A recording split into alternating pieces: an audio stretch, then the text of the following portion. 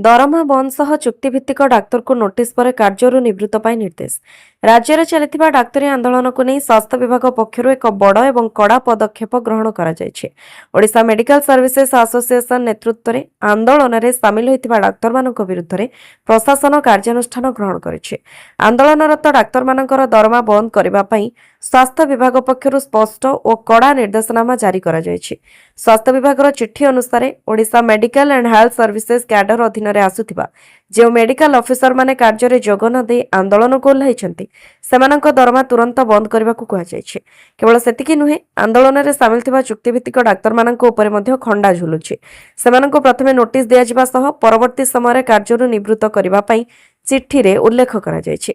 सरकारक ही बड़ कार्यानुष्ठान परे एबे आंदोलनरत डाक्तरक महल रे कंपन सृष्टि होइछि।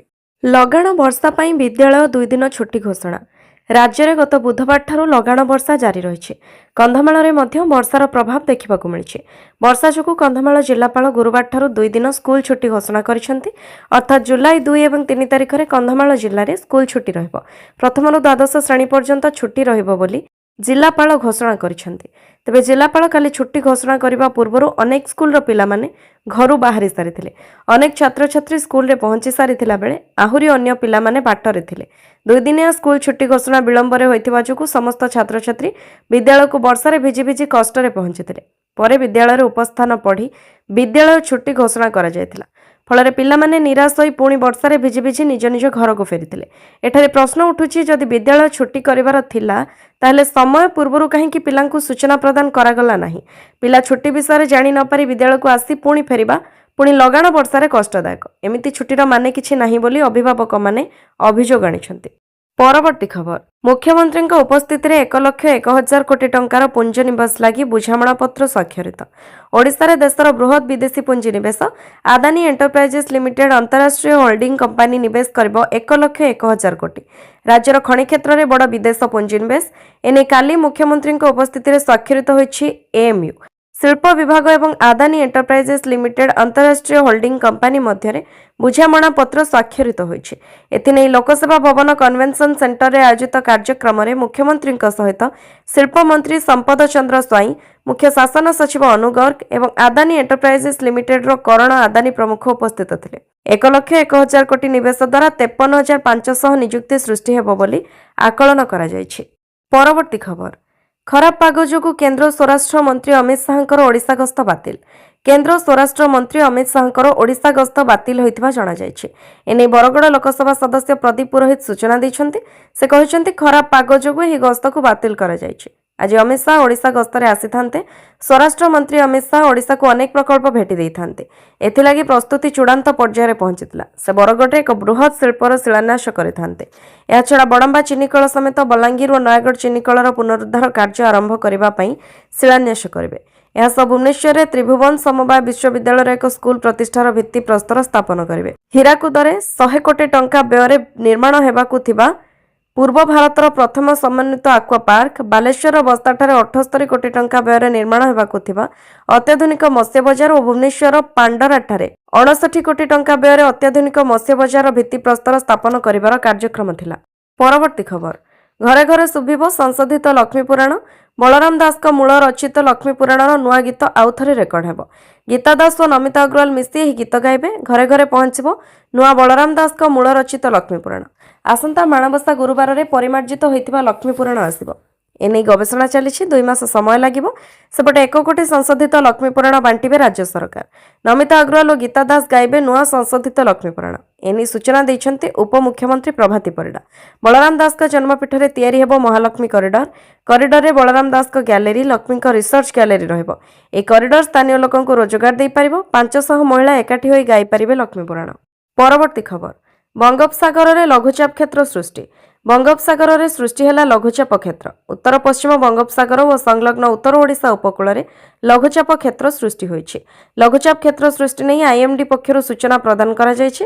घूर्णिबलय प्रभाव में लघुचाप क्षेत्र सृष्टि होइतिबा पाणीपाग विभाग सूचना दैछि। एहा सह जड़ित घूर्णिबलय वायुमंडलर 7.6 किलोमीटर उच्चता जाय व्यापीछि। एहा आगामी 2 ରୁ 3 दिन मध्य आहुरी घनीभूत हेबा संभावना रहिछि। सेपटे मौसुमी वर्षा रे बेहाल राजधानीवासी। राजधानी रे सहरी बन्या, केउठी जलबंदित आउ केउठी रास्ता उपरे पानी। दक्षिण पश्चिम मौसुमी वर्षा जो जलबंदी अवस्था भुवनेश्वर 4 नंबर वार्ड अंतर्गत मिलेनियम सिटी अंचल गुरुवार मध्याह्न समय राजधानी में प्रबल वर्षा होता जहाँफल भुवनेश्वर अनेक अंचल जलमग्न स्थिति होता। परवर्ती खबर सुंदरगढ़ और रायगड़ा रे आलुमिनियम प्रकल्प पर एमओयू आलुमिनियम हब हेब ओडिशा अंतरराष्ट्रीय होल्डिंग कंपनी सहित मिसी ओडिशा रे 1 कोटी 1 लाख टंका निवेश करिबो आदानी एंटरप्राइजेस लिमिटेड और अंतरराष्ट्रीय होल्डिंग कंपनी सह राज्य सरकार बुझामणा पत्र स्वाक्षरित करिसेंति। सुंदरगढ़ और रायगड़ा रे ही निवेश करिवे दुई company.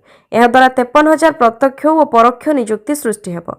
Refinery shelter power plant एवं डाउनस्ट्रीम पार्क प्रतिष्ठा हेबो। वार्षिक 4 मिलियन टन क्षमता विशिष्ट आलुमिना 2 मिलियन टन क्षमता विशिष्ट आलुमिनियम 1 मिलियन टन क्षमता विशिष्ट डाउनस्ट्रीम इंडस्ट्री प्लांट प्रतिष्ठा करिबो। एहाकु खूब शीघ्र ग्राउंडी करिबा पई मुख्य शासन सचिवक अध्यक्षतार एक स्वतंत्र टास्क फोर्स गठन हेबो। आज ए नै एमओ होइथिबा बेले प्रति मासरे अग्रगति नै समीक्षा कराजिबो। परवर्ती खबर निशामुक्त जोन नहीं सबु कॉलेज को उच्च शिक्षा विभाग निर्देश। राज्यर समस्त सरकारी और अनुदान प्राप्त बेसरकारी कॉलेज परिसर को निशामुक्त अंचल में परिणत करने को उच्च शिक्षा विभाग कड़ा पदक्षेप नहीं।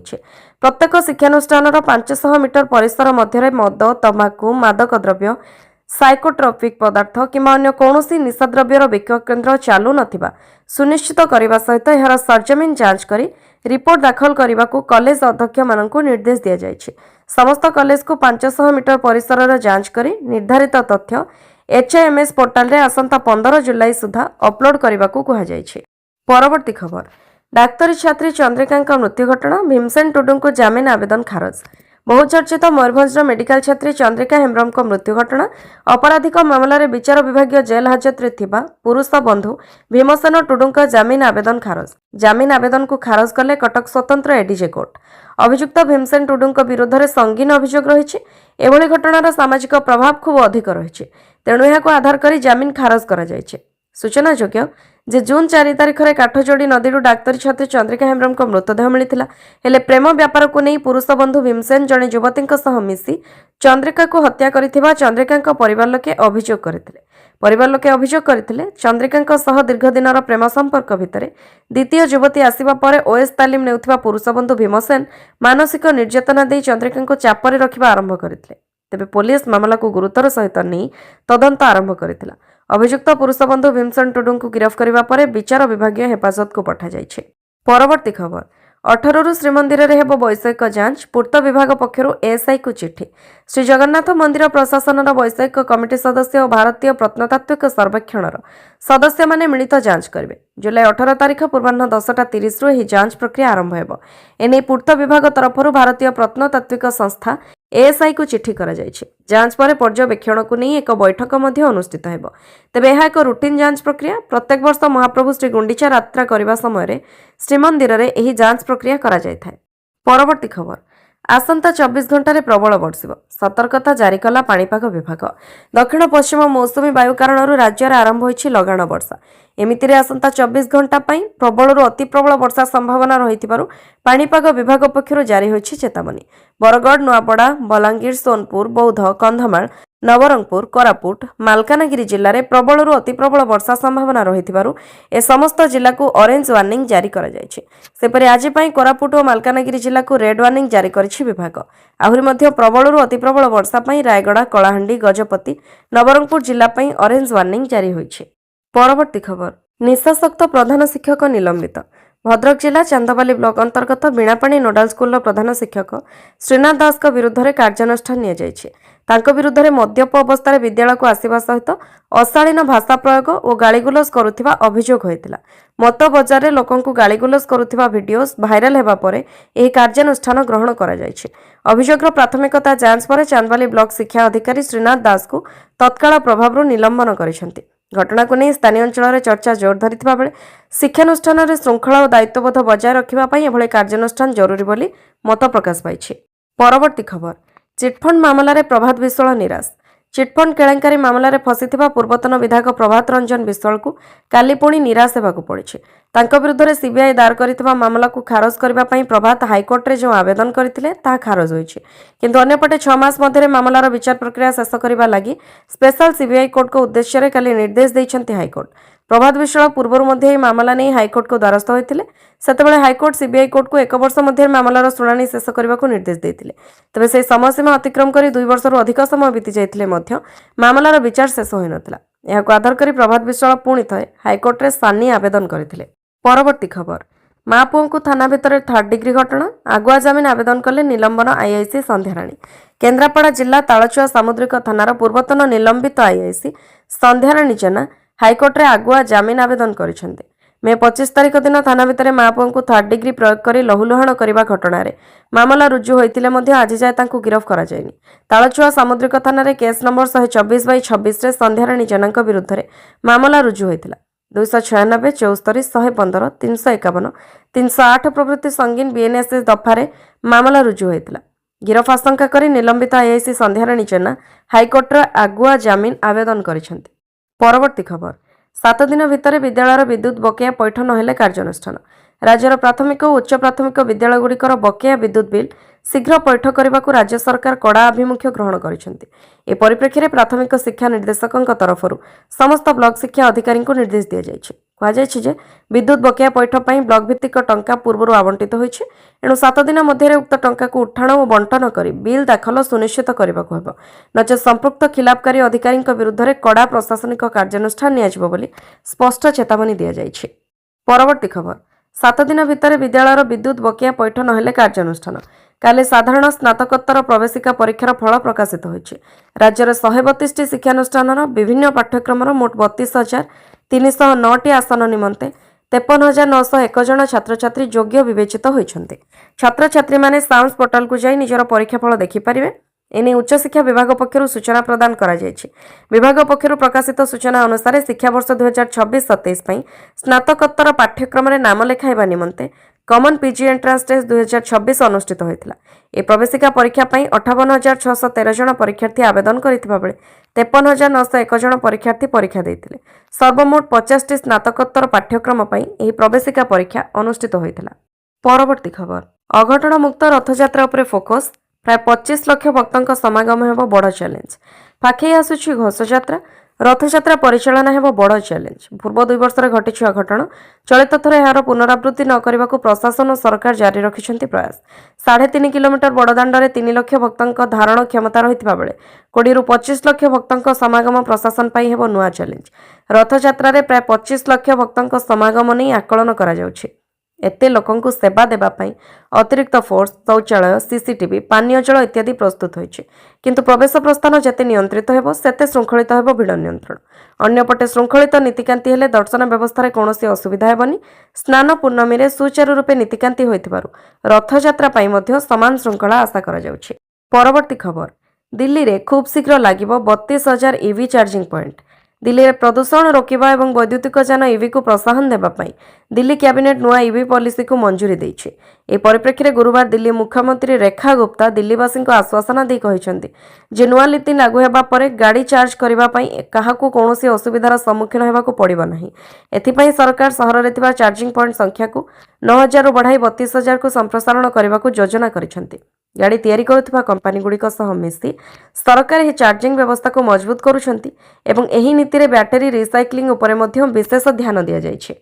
परवर्ती खबर शक्ति संकट रे रूस 60,000 टन गैसोलीन पठाइला भारत। शक्ति संकट रे मस्को 60,000 टन गैसोलीन पठाइला भारत।